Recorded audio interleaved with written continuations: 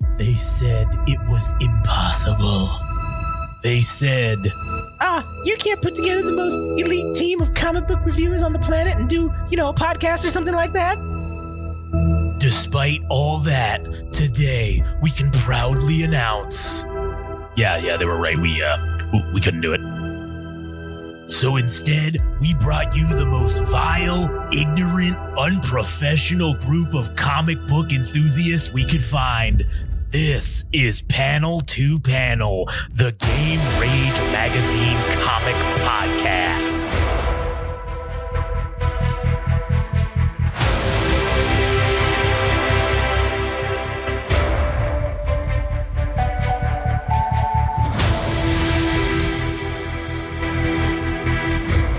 Oh, here we are again for another wonderful, amazing, epic, if you will, episode Panel to Panel. My name's Josh, here today with Adam. Yes, hello, greetings, salutations. And we are going to be starting a new comic today after finishing the wonderful House of X / Powers of X. Today we're going to be starting the Immortal Hulk.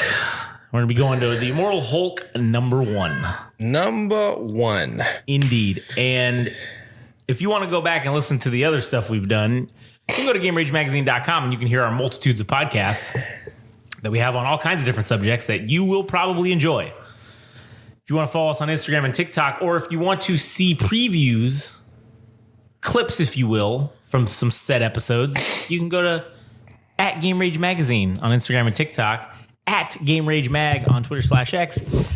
All Gas No Trash Official is Adam over there at Instagram, and he will, tell you all kinds of funny things and shit on people that you probably enjoy.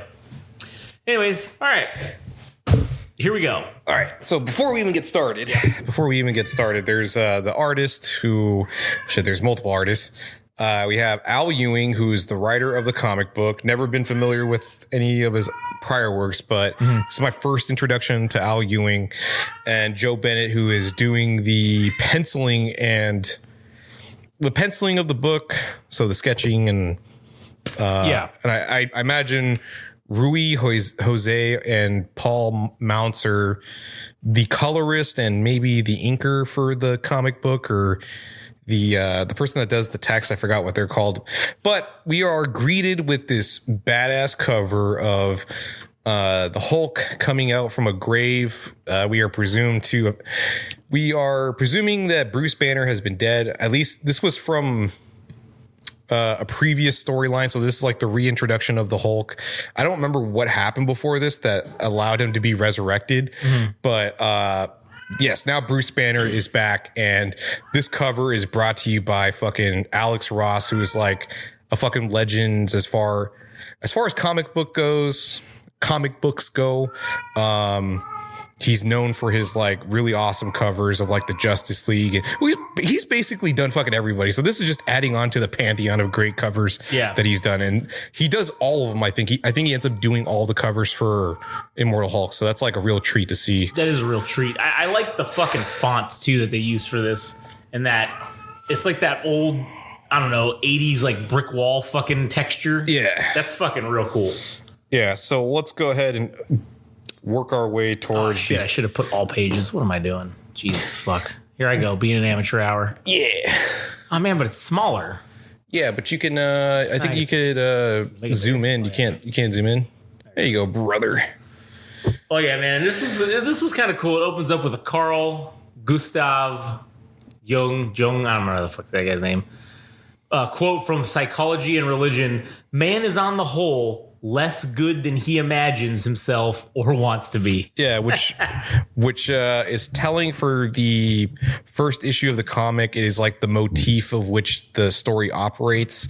So we are introduced to this sweaty gentleman that is profusely sweating in a car, and he's just outside this gas station, and you see in the distance, in the background, there's a mother, or possibly a mother and a daughter, one of them walking towards the store, and we are giving a little bit of a glimpse of what this character's motivation is. And he has a sidearm, or he has a gun on him, presumably to fucking light this place up, or just maybe to rob.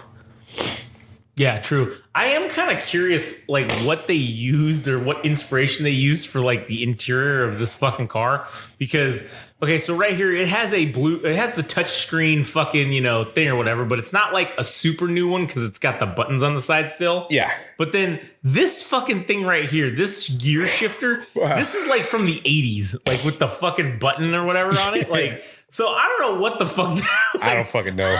It's like a Ford Taurus or some I don't shit. know. That's kind of what it seems like, because this would be like the Ford logo right here. Yeah. But then, like, I don't know. It's just funny. And I'm sure this probably was not something that they were even fucking giving a shit about. But it's just funny. Like, it's like a just Chevy Impala or something. Some shit like that. Yeah, because this lady out here, this car right here is clearly a Toyota fucking Highlander. Or yeah, whatever. Seems or like RAV4. Like, that's clearly what that is. Yeah, and just to make a note above, there's a quote, or it's not a quote, but there's text above. So in bold white, we have this text that reads, "There are two people in every mirror." So then we move on. You're seeing this dude's face in the fucking rearview mirror of the car. True. Which, it's funny, I know they had to do this for perspective, like, so they could show the guy's face, but this is a giant fucking rear view mirror. Takes up like a third of the fucking screen. Yeah, and I think it's shit. Even like the rear view mirror, it's shattered, implying it's in disrepair, or there's some kind of nonsense going on, some kind of fuckery afoot here. Yeah, like maybe this person's shattered, like a irredeemable version of themselves. I don't know how you get that from broken glass, but that's the conclusion that I come to. Yeah. So then we get the second bold text in white that reads, "There's one you can see." So from the previous text reading, there's two people in a mirror. There's one you can see, and then just under that is there's the other one. So we have this mother-daughter combo, and the mother's like saying, "Hey, you better only get fucking juice. You better not get any sodas or any bullshit, sugary drinks." And she's like, "Fuck you. I'm going to go in there and get what I want. Do what I want." Yeah.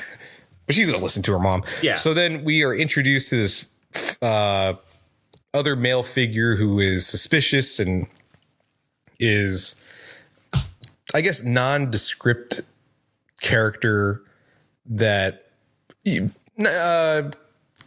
usual suspect, I guess, or just kind of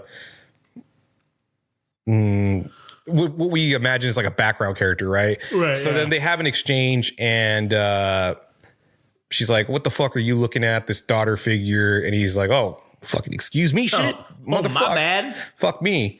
So she's like, "Oh, I wonder what this creep's deal is." And then we are given a little teaser of this National Enquirer like fucking magazine that says Hulk alive. Yeah. Do the Avengers know? Yeah. And then we have this figure come in with his face obscured by his hood. He pulls up his fucking mask and he pulls the gun out and says, "Fucking open up the cash register. No alarms. Make sure this is a quick exchange." And the girl that went to go get a drink drops her fucking drink, and she draws attention to herself.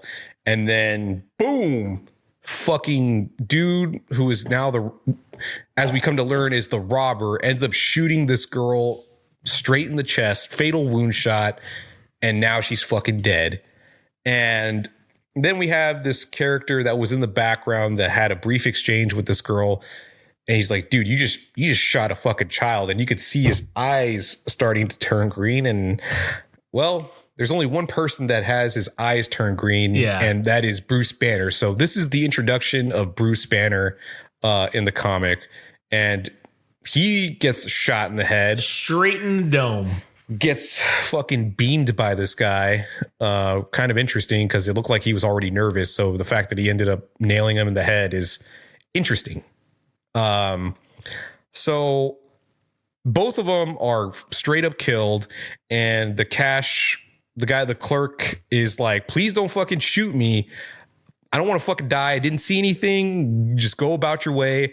and bam, gets himself killed. Well, I mean, he didn't do anything, but just ends up getting murdered. And the robber comes out of the gas station, and the mom is like, oh shit, this guy's walking out with a gun, and he's walking out with money. I got to find out what's going on with my daughter, whose name is Sandy. And everybody just fucking laid out with a puddle of blood near their bodies. And we come to learn that this girl was named Sandra Ann Brockhurst, 12 years old.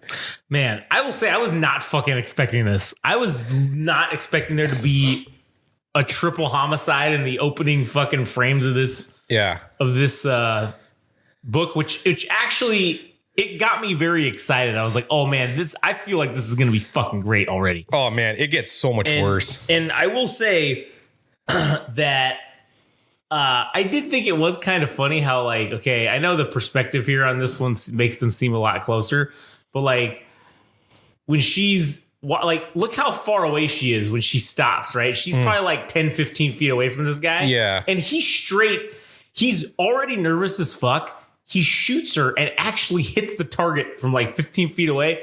And Banner was behind her. So he's probably like maybe 17, 18 feet away. And he fucking perfectly shoots him right in the head. I was like, goddamn. He must have walked over to her body, though, like off panel. Like, yeah. Well, yeah, but if you look at where they're at right here, granted, this perspective is bad because they were trying to fit it all obviously in the same frame. So it makes them look way closer than they probably actually were. Yeah. But I just thought that was funny how it's like, oh man, this guy's like so fucking nervous. And he does a perfect headshot on. Now, granted, you need to do that for the narrative and the storytelling. I just thought that was fucking kind of funny. Yeah. Anyway, so we get back to the detectives. I did like this right here when they transitioned. This was very cinematic. Transitioning from showing obviously Banner and this girl dead in pools of their own blood to the same exact image, but their bodies are removed and there's the little evidence marker fucking thing. Yeah, there. it's like you got the artifacts of life in the previous panel with the bodies, and now you have a crime scene, the immediate next panel. Yeah. So then we cut over to these two characters. One is presumably a cop and this journalist that we come to know as Jackie, and we're getting the scoop on what exactly happened. We have the counterman who was named, or the clerk that was named Josh, whatever the fuck his name, Alfaro, and then there was a John Doe, no ID. Nobody knew who this person was with the cap. So the cop ends up bringing up the fact that there's no witnesses. They have blurry security footage, so they don't actually know who did it. And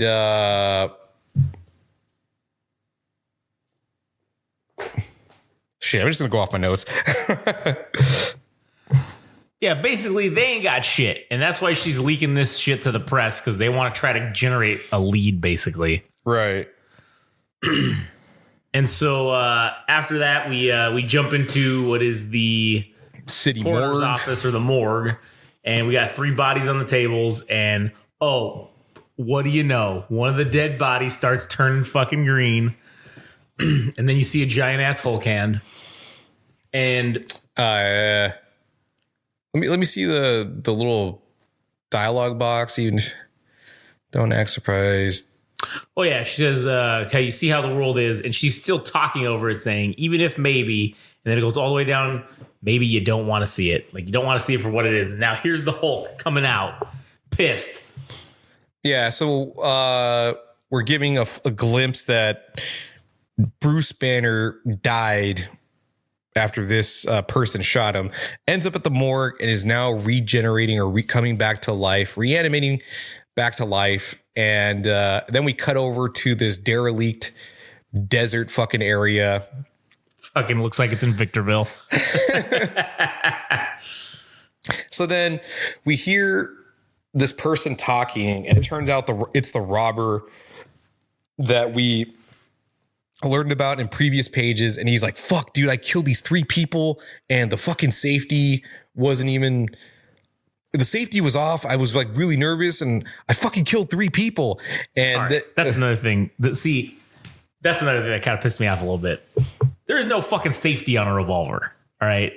There isn't. The trigger pulls like 9 pounds. So it's not a semi-automatic, right? So there's no safety on a goddamn revolver. I think this dude is just an inexperienced robber. He's an idiot. Yeah. So he's basically an idiot. Right. But they're all going like, oh yeah, man, totally. The safety was off. Like, cool.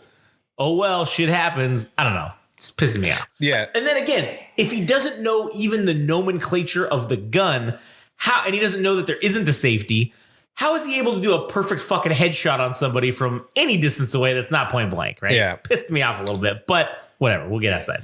Yeah. So then he's just kind of explaining his situation. He's like, dude, I fucking killed 3 people. And he's like, I don't know if there's people that saw me. Like, I'm fucking scared. And they're like, oh, well, fuck you. Like, I mean, whatever. I mean, that's your problem. Did you get my money? So this gang that he's around that we are assuming is some kind of, I think they're loan sharks, which seems to be the case because this robber owes the gang leader money. And he's like, how much did you get? He's like, I only got like 4, was it? It says a couple hundred bucks, I think. And he's like, all right, cool. Well, give me what you got. And you still owe me more. And so then he's like, I like your family. And he just wants him to do more bidding because he's a loan shark. He's like, I need you to fucking pay me back my money. And you need to get that back fucking ASAP. And they're like, you understand that? He's like, fine by me, man. And then we kind of find out the reason why he's in this situation is because he hasn't been able to make rent. And he's already kind of backed up on bills. He can't pay the electricity. And he's like, well, fuck. Well, you already know what the solution is. You need to get to fucking step in and start robbing again. Yeah, you son of a bitch. He's like, fuck me. All right, well, he's like, what choice do I have? So then, he sends him on his way. And he's like, dude, you better not fucking tell me any sob stories when you come back around again. I don't want to hear that shit. Yeah. And he's like, you need to fucking toughen up. And he mentions this specific line is kind of like the interesting part of this page is when he says, don't be weak, Tommy. So this character's name is Tommy the Robber. And that's not his whole name, but he's Tommy the Robber. That's his occupation. He says, don't be weak because somebody stronger than you is always going to come along and boom. Boom. Some kind of fucking major, looks like an earthquake of some sort, but we know what's up. Right. Known to us, but not known unbeknownst to them. So they're like, oh shit, what the fuck is going on? And it's like, oh shit, sounds like a bomb went off. What the fuck is going on? So then they're kind of scouting and doing reconnaissance on their property. And they're like, oh dude, something's going on. There's like and you see in the art itself, there's like this fucking crater in the ground. Oh yeah. And one of the guys is calling it out. He's like, dude, there's a fucking shadow moving in the distance. Like something's coming at us. And then all you just see is like these guys getting picked off individually. They're like, oh fuck, who the fuck is that? Oh, we're getting attacked. And then one guy says, it's the devil. Yeah. Like it's the king of hell. And then, so he's just kind of hysterically mentioning, he's like, dude, it's the fucking devil, man. He's like, it's the damn king of hell. And then he fucking knocks the gang leader ends up knocking out the dude that was running in from the monster, or it's the Hulk. But he's like, shut your fucking bitch ass up. Let's get back to a formation and see if we can take this dude on. And so then they start grouping up and boom, fucking hands come. What's funny is he says anything that comes through that door, unload on. And then you just see the Hulk's giant hands envelop this dude. Yeah. And he's just fucking, obviously he's going to crush the fuck out of him. And of course, everybody unloads on him. So the robber, Tommy, who was the character that was introduced at the beginning, he's the only one that gets away, and you hear all these gunshots going off. He's like, fuck yeah, I'm getting away from this situation and hopefully I can live from this. And then we start cutting down to the other panels and let's see. Yeah, he's running away. Oh, of course. He's This is another thing that's funny. He's got a fucking car that has a touchscreen fucking thing in it, right? But it doesn't have the keyless entry. So he has to stick the fucking key manually in the keyhole. And of course, it's the typical trope of all fucking horror movies where, oh God, he drops the key. And what's hilarious too is he has a lucky rabbit's foot on his fucking key ring. And what does he do? He drops it at literally the worst fucking possible time he could drop it. Now, granted, I don't think he was getting away either way. All right. Either way, he was dead. But it's just adds to his own terror that he's dropping the key, thinking that he might have a chance to get away. Yeah. And then he just looks back at the house and he's just like, I know what you are. You're him. And then he's like, hello. And he pulls out the gun and he's like, anybody there? And then fucking shit, man. This is like the most menacing fucking Hulk pose I think I've ever seen in my life. Yeah. He's kind of got like what is it? The Russian, it's like crouching. What do they call it? You know what I'm talking about? Yeah. It's, I don't know what the name of that is though. But I know what you're talking about, where it's like when they fucking do that little, like, I don't know, that pose or whatever. I forgot the name of it. But anyways, so we get our first glimpse of the Hulk, and it's been teased pretty much throughout all these pages. We see his hands. He's been obscured, and his visual has been obscured, and now we just see him in all his fucking horror. He's roided out, like he's got shredded like as fuck. Motherfucker, dude. He's got veins bigger than this guy's arms. Like, that's fucking crazy. Yeah. So in comparison to Tommy, he is a hulking figure, no pun intended. And we see the moonlight in the background. Like, man, I'd be shitting my pants 9 times over. I think he is actively shitting himself right here. You can see there's there's a little bit extra carriage in his background. There's a little log coming out of his butthole right now. So then we go from we're getting to see the scale of the Hulk from human to Hulk. And now we get up close in his face and he's telling her, he's like, her name was, what was her name? Sandra Ann Brockhurst or something like that. Sandra Ann Brockhurst. And we get real close up. It's funny because there's like this juxtaposition. So he announces it. We get the text boldly in the previous panel and we're up close in his face and he's whispering. He says it like softly. She was 12. Yeah. Now, you know what else was funny is I haven't read a whole shit ton of Hulk, but like all the Hulk stuff I've ever read is like when he's the Hulk, he's not very like talky.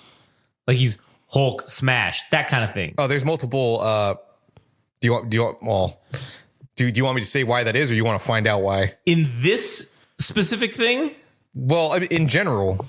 Is there like multiple universes of Hulks? Is that what it is? Well, I mean, there's that, but there's also that there's different personalities of the Hulk. There's like, it's like Bruce Banner's like fragmented mind. There's like the guy named, there's a guy named Doc Green, which is like, I think he's like the Hulk, but he's more intelligent. Oh, he's like smart Hulk. Yeah. And then there's Maestro, who's like the end game Hulk, like Hulk at the end of the universe, who's a genius, but he retains both his genius and he's also the Hulk. Oh shit. So it's like, are these like evolutions of his mind or some shit like that? Oh, it's like different it's like his own split personality. There's like Savage Hulk, who's more of the Hulk smash, like more angry version. There's World War Hulk, who's the Hulk that got sent off into another planet because he was a hazard to life on Earth. Yeah. So there's like different Hulks, and there's a degree of all Bruce Banner. It's all Bruce Banner, but his degree of intelligence goes. It's like the more raging he is, his intelligence goes down, or there's some balance between his rage and his intellect. His intellect. So this version we know is capable of pretty decent speech, so we don't really know what's happening. Yeah, okay, all right. Good explanation.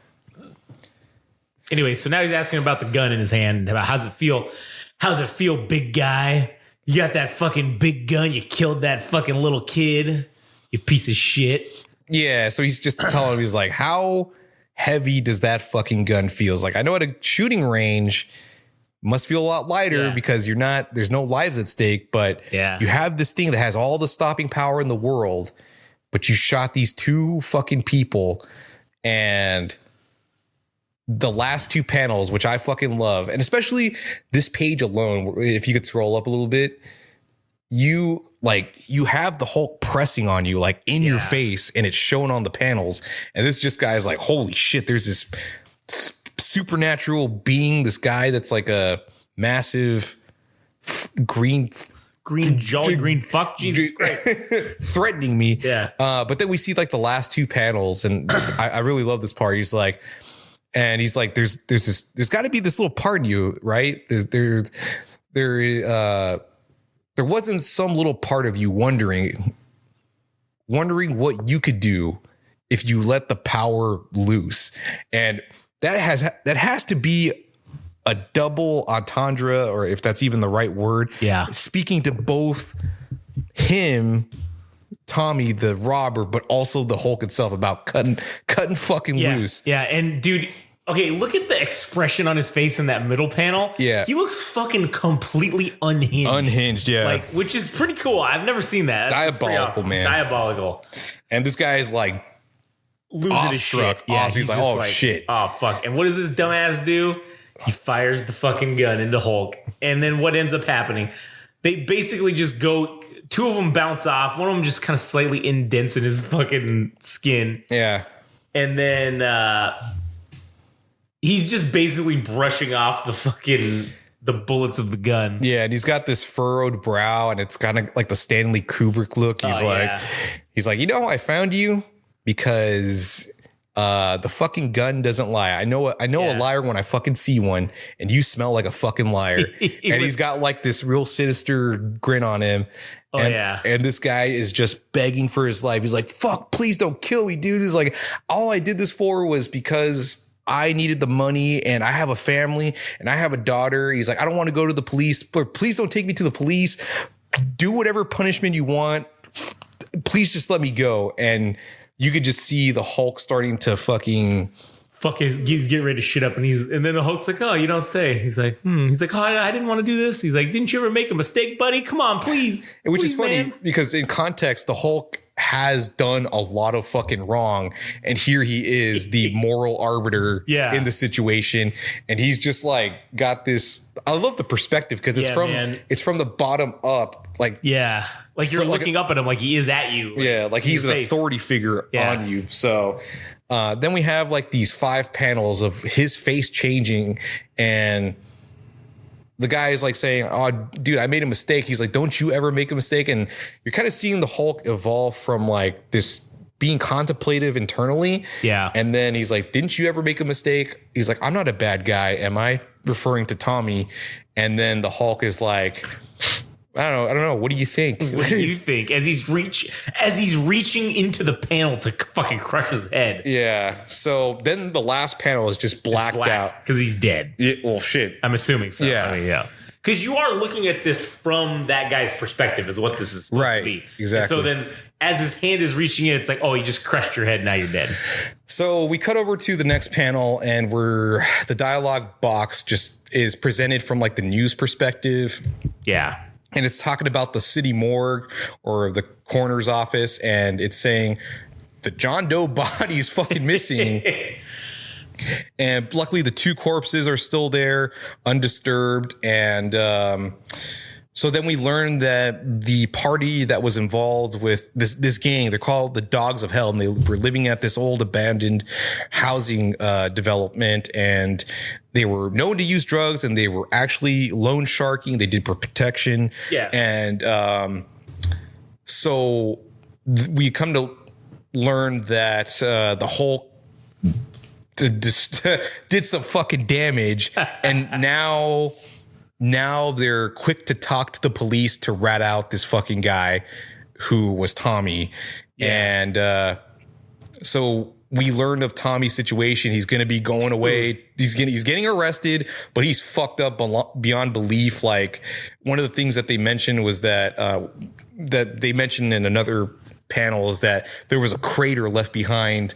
Oh yeah, which I guess we're led to believe that the Hulk did a number on him, and we could see in this specific panel that he's got a fucking like this respirator machine that's going to be breathing from him. It's noted that he's paraplegic and he's probably going to be comatose for the rest of his life. Yeah. So like the Hulk ended up doing a pretty good number on him.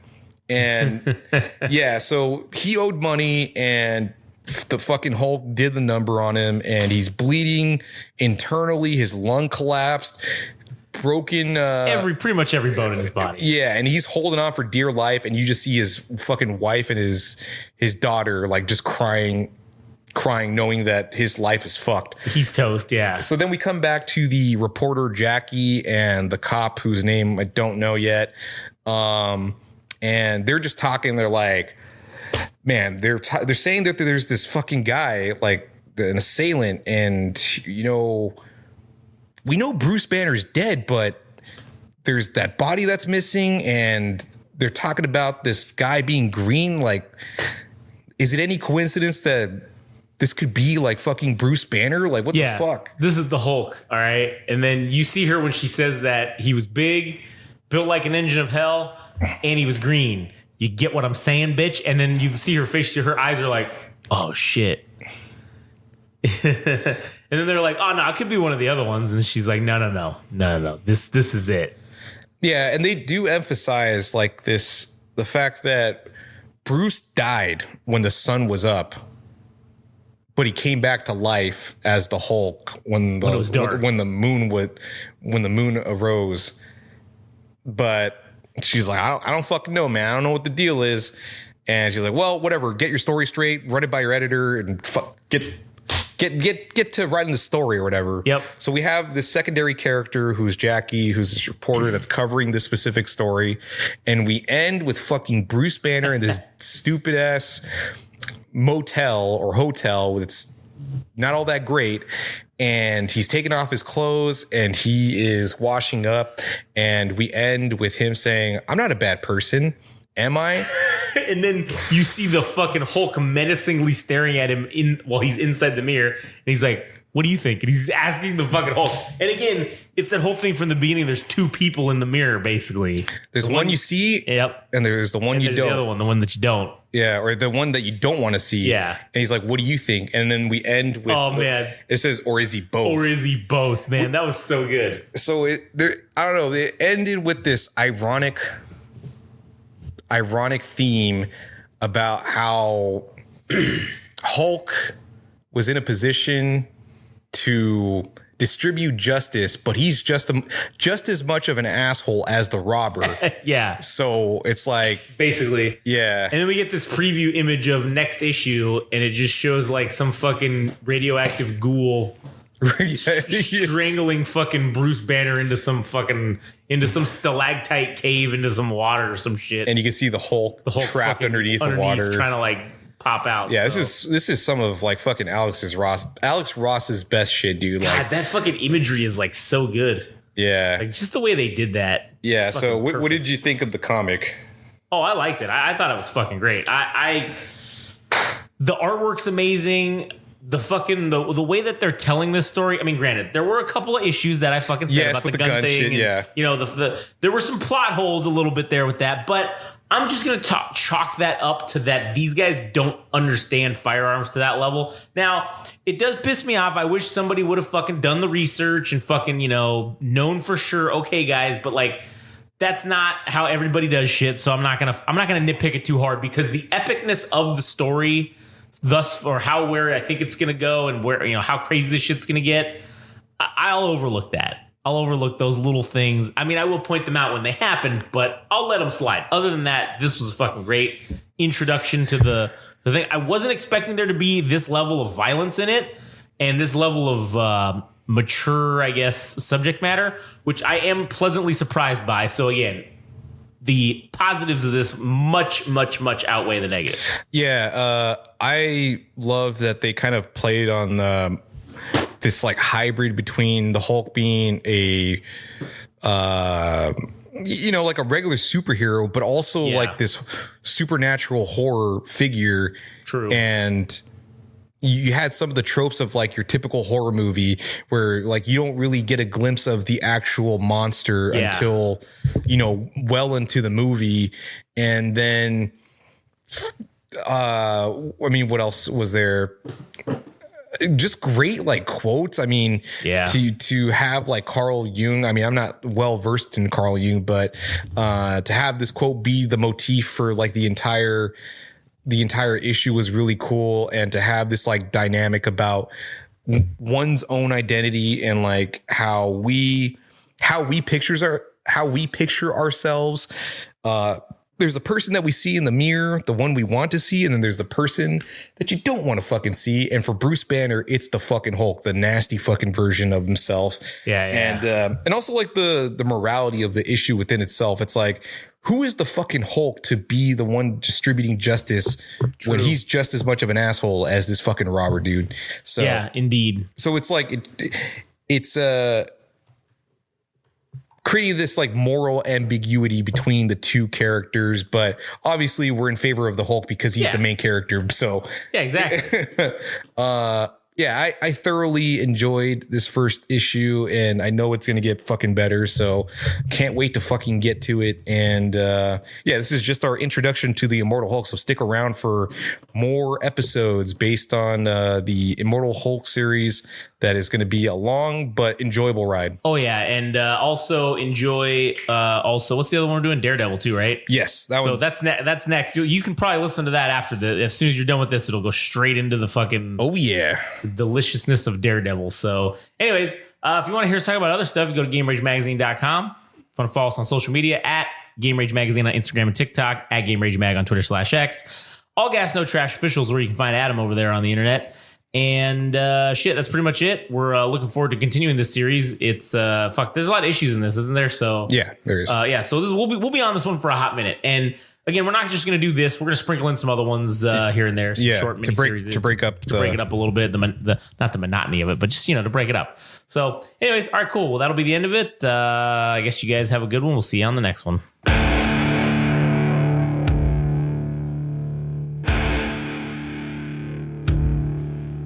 That was Panel to Panel, the Game Rage Magazine comic book podcast.